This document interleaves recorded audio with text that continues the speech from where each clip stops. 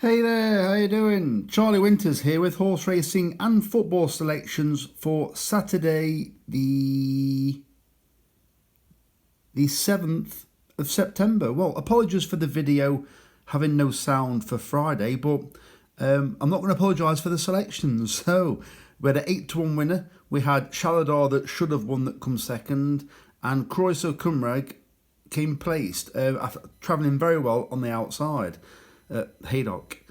We also had a non-runner, so it was a profitable day. I think, was it £4 on, £15 back? I'm not sure, something like that. Anyway, so nice profitable day, 3.5 times your money back. So let's get into Saturday. So I've had basically a 10 pence each way, lucky 63, but I've split it into two. So I've had a 5 pence each way, lucky 63, taking the prices, and a 5 pence each way, lucky 63, leaving it to SP. You can currently see the SP bet. And then I've had the regular football bet. So let me get into it. The first selection is Road to Wembley in the 150 at Haydock, paying 4 places instead of 3. It's owned by Alex Ferguson. I've had a quick look, and I think it's well handicapped. I think it will go on the slower ground, and I think it's got a very good chance. The second selection is Cambu in the 2 at Ascot, paying 4 places instead of 3. What I'm going to say is the horses I've gone for Saturday are generally either very well handicapped, able to go on slower ground, or when it's on the straight course at Ascot, I've gone for high numbers because it's been high numbers today at Ascot, and there's only going to be further rain, and I just can't see it being any difference. Although I have been caught out in the past, but I do believe the stalls are still on the stand side, which means the high numbers are drawn on the rail. So I do believe they will still head towards the high numbers. I may be wrong because I have seen it completely reverse in the past, but I don't believe it's going to. The third selection is Knightswood in the 225 at Haydock, paying 5 places instead of 3. This horse was run once at Haydock, and it ran very well, and it ran behind.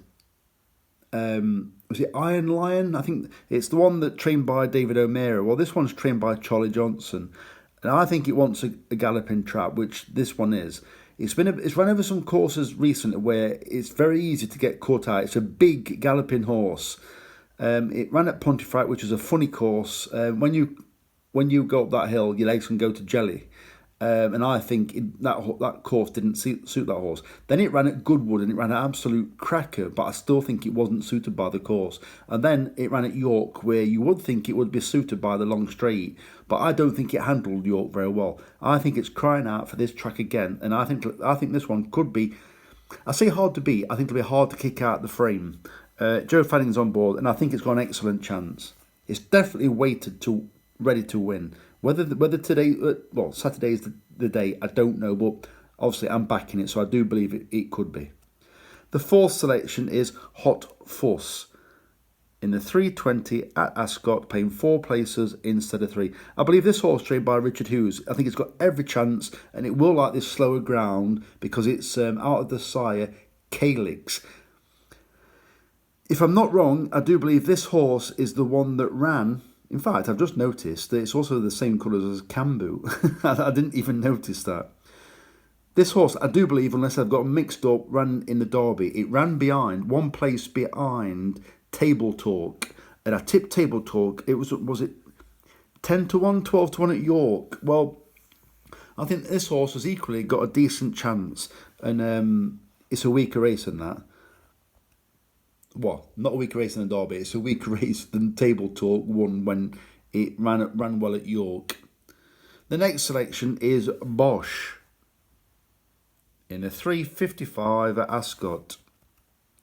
And finally, probably the more interesting horse, well, no, a very interesting horse because it's the outside of the lot, but it's also got pretty much the best draw, is Wolverhampton in the 5-5 at Ascot, paying 4 places instead of 3. It's got every chance this horse has.